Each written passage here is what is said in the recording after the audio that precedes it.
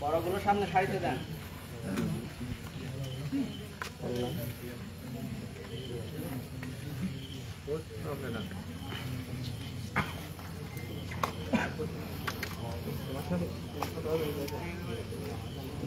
Karena para burido berarti baik.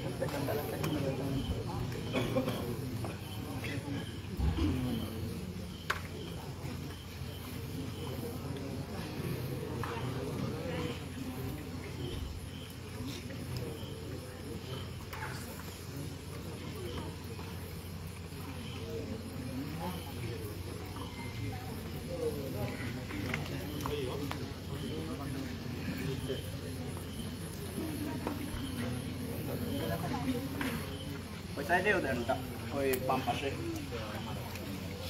Serial না দাঁড়া শুধু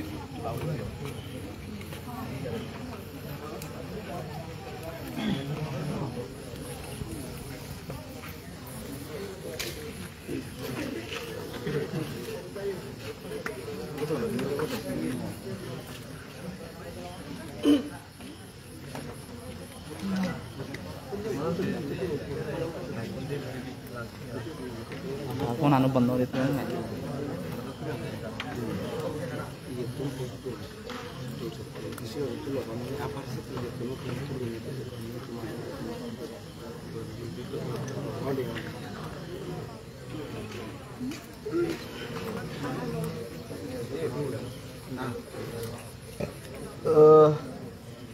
Saya kasih jasa deh, tunggu.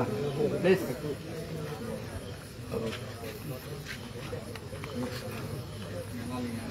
Blog artist story mata.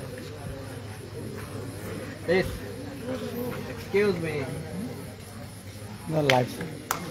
আচ্ছা, ধন্যবাদ সবাইকে। আজকে আমাদের এই স্মরণ সভা প্রদীপ প্রজ্বলন এই সমাবেশে উপস্থিত হওয়ার জন্য, আসলে সমাবেশ নয় এটি, আমরা সবাইকে এখানে স্মরণ করার জন্য এখানে এসেছি। আমরা একটু আগে যে স্লোগান দিয়েছি, শহীদদের রক্ত বৃথা যেতে দেব না, শোক হোক শক্তি, লড়াইয়ে মুক্তি। আমি বলতে চাই, আজকে এখানে যারা যারা শহীদ হয়েছেন কিংবা আমাদের যুম্ম জাতির অস্তিত্ব রক্ষার লড়াই সংগ্রামে যারা যারা শহীদ হয়েছেন, তাদের যে চেতনা, তাদের যে যুম্ম জনগণের প্রতি যে ভালোবাসা, জাতির প্রতি যে মমত্ববোধ, এটা আমাদের সবাইকে লালন করতে হবে।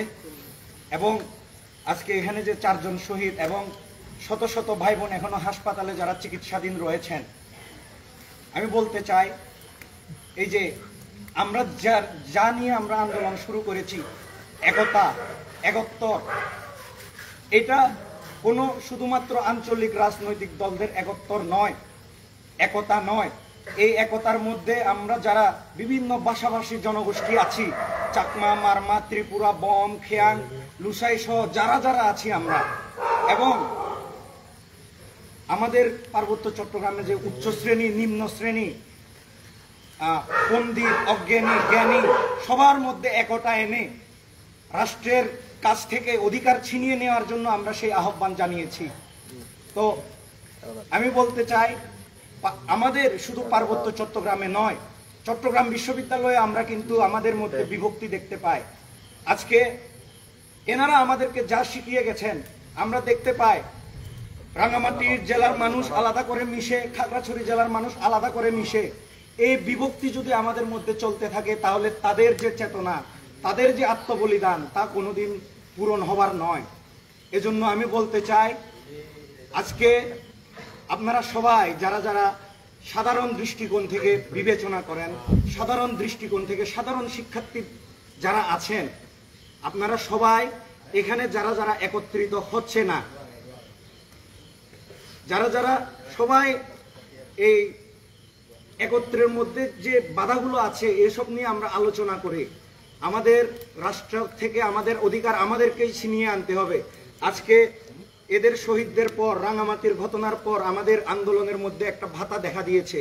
আমরা অতি শীঘ্রই এটা নিয়ে কাজ করছি আমরা ভবিষ্যতে আবারও নামবো, কিন্তু আমি বলতে চাই প্রতিটা জায়গায় আমাদেরকে ঐক্যবদ্ধ থাকতে হবে।